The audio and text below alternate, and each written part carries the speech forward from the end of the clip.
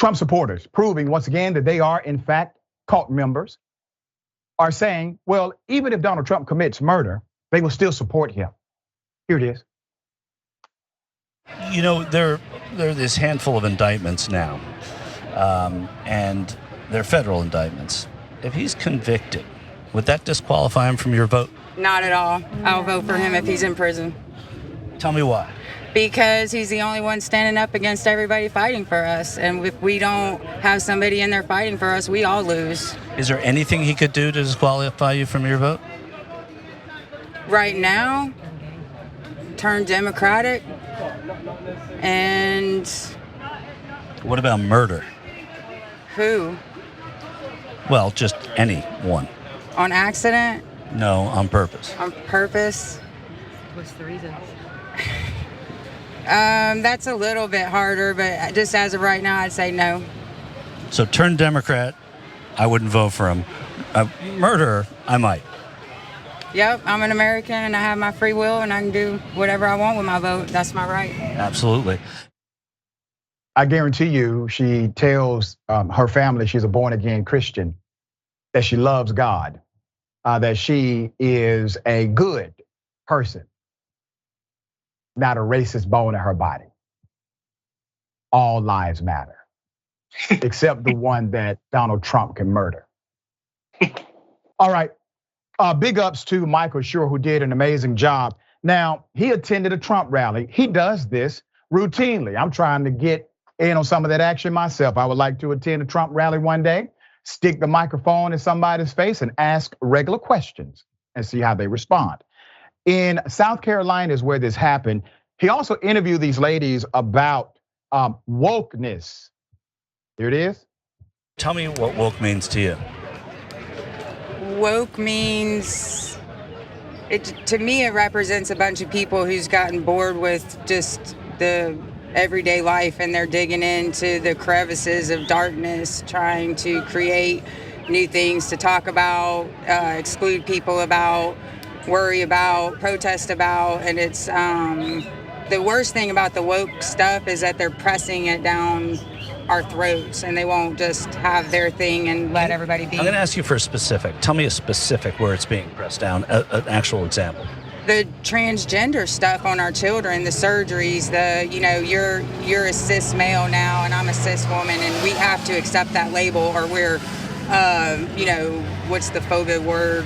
Transphobic or whatever, and they turn it into this hate thing where most of us would be like, you do you, leave us alone, but they're really affecting this culture and the society and we don't want America as that. Do you think President Biden is doing that? There's something going on with the push now, the way it's been rammed so far down our throats in these last 4 years beyond what anybody would have ever guessed. Is it conceivable that it could be the Republicans seeing something and making it bigger? I don't know, because it's the media too that's making it bigger, and they're pushing the drag queens into the school. They're pushing gender affirming surgeries at very young ages, where I couldn't even go get a tattoo or smoke a cigarette when I was, 16. They're chopping off body parts of little bitty kids that, and then people those are extreme examples. Extreme. Right? It is extreme, but it's devastating to our society. Because how will we reprocreate and continue civilization? Well, because it's a tiny fraction of people that are doing that. But they're making it look like they're the majority, and we need to bow down. And but who's making it look that way? That's the thing. I don't know. I don't have an answer. It must could be the media. Yeah. Because that's it could be the candidates using it too. We'll see. Yeah, it's all political, and who's in the background doing it all? Right. Maybe time will tell, or maybe we'll never know. These are the same people who will happily take their 5-year-old to Hooters. All right, let's put it up, because Donald Trump is calling basically for people to be anti-police. Trump began his Wednesday morning with a furious all caps rant on Truth Social, in which he predicted, quote, the potential doom of the United States of America. He says, massive prosecutorial misconduct is currently taking place in America. The weaponization of law enforcement cannot be allowed to happen. Crime and inflation are rampant. Our borders are open. Our elections are rigged. Our economy is in shambles. Our energy independence is gone. Our leader is mercilessly mocked. And our country is being destroyed both inside and out. Do the people of this once great nation even have a choice but to protest the potential doom of the United States of America? Let's go to a video. Trump said this. We are a failing nation. We are a nation in decline. And now these radical left lunatics want to interfere with our elections by using law enforcement. It's totally corrupt, and we will never let it happen. This is the final battle. With you at my side, we will demolish the deep state. We will expel the warmongers from our government. We will drive out the globalists. We will cast out the communists, Marxists, and fascists. And we will throw off the sick political class that hates our country. We will rout the fake news media, and we will defeat crooked Joe Biden. We will liberate America from these villains once and for all. The broken piece of a man that you see at the podium is not your main problem. It's those in the audience applauding the madness. That's the main problem. I want to remind everyone where this started. When President Barack Obama was elected, during his campaign, Republicans created many lies. The biggest one of all is that Obama, President Obama, then candidate Obama, Senator Obama, was somehow not American, maybe a terrorist. He was part of a sleeper cell, some said. Christian evangelicals even called him the Antichrist. Birth certificate became the center discussion once Republicans realized that it was no longer an issue to animate their base. They dropped it.